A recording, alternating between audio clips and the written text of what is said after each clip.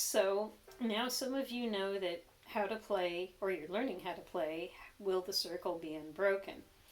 And I thought for those of you who are newer to tenor banjo, to help you out by showing some of the picking details of how to right hand movement and left hand movement. For right hand movement, I prefer a thumb pick. And the reason I prefer a thumb pick is number one, you can't drop them. You can do this and you're not going to drop the pick. And number two, it enables you to be able to do Carter style picking, or a Carter style pick strum thing, which I'll show in a minute. I'll show you a country strum.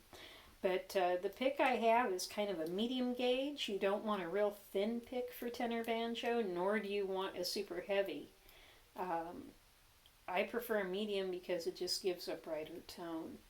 For the country strum, you're going to be using one of your fingers, and I always use the middle finger. I went over this in two-finger banjo style. In fact, that's exactly what I'm borrowing this from, because the Mother Maybell used a two-finger banjo technique on guitar, which kind of got to be known as Carter family guitar style.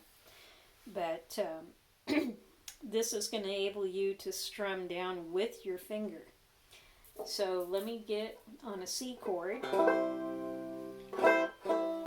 And what you're going to be doing is we're going to be using the pick and we're going to be using the finger, or the fingers. If more than one finger gets involved with the downward brush or strum, no worries. So what you're going to do is we're going to hold our C chord and we're going to hit the fourth string and then brush. And then hit the third string,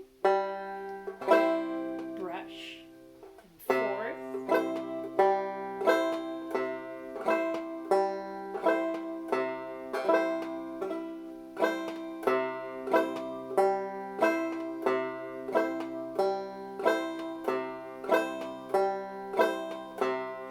now when you first start this, go at it real slow. This isn't a speed contest. You just want a nice, even rhythm, and speed will come, as one of my guitar teachers used to say, when it's good and ready, but not before.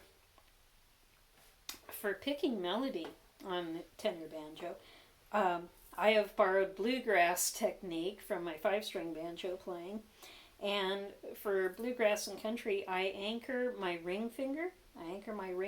On the head of the banjo. I do pinch my index finger to the thumb for the thumb pick, even though it's not necessary. It's just a habit from playing mandolin. And so when you anchor, it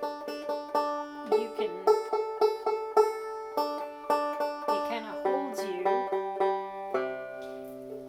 It holds you to where you have an idea. You can get a feel for where each string is. Because if your hand's free, you're going to be looking down all the time like this. For quarter notes, or for quarter notes, 1-beat notes, you're going to pick down all the time. Like if I had 4 quarter notes, it'd be 1, 2, 3, 4. If I have 1/8 notes, then I'm going to do a down up, down up. Now this sometimes can vary depending on what song you're doing and how it's notated out. But just for a basic 8th beat, if you're playing 1/8 notes, it would be 1 and 2 and 3 and 4 and, or down up, down up, down up, down up.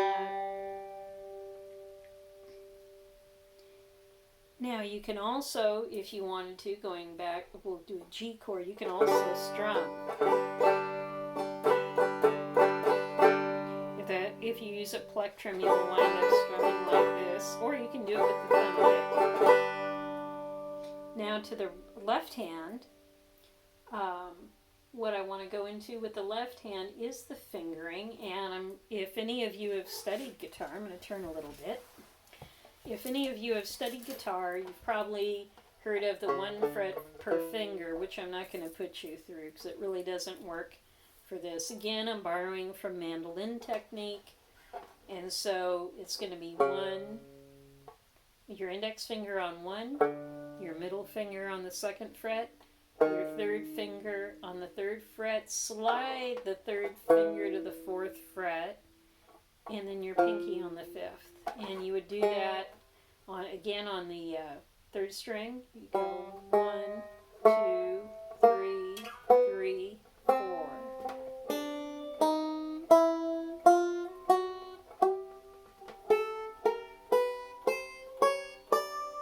Now, for you ultra beginners, if the pinky is just like, I don't want nothing to do with this, I ain't cooperating, it is okay in the beginning to also use your third finger on the higher fret, on the fifth fret. In time, I do want you to incorporate your pinky in this, but I just want to make this as easy and friendly as possible. I don't want to seem like the old-time piano teacher with the ruler in her hand going, but that's how you would do it. And pick accordingly, you know. So remember these rules when you look at your tablature. You can even, of course it's your tablature, you're printing it out. You can mark which finger for what note, depending on what song you're doing. So that's my little speech on right and left-handed technique. I do play with the strap because it just holds the instrument steady. And that's about it for now. So enjoy. I hope you'll become a patron of my channel. And as this helps me in a very big way. And I love sharing the music. And I love helping to teach people how to play and to enjoy themselves playing. So until next time, bright blessings.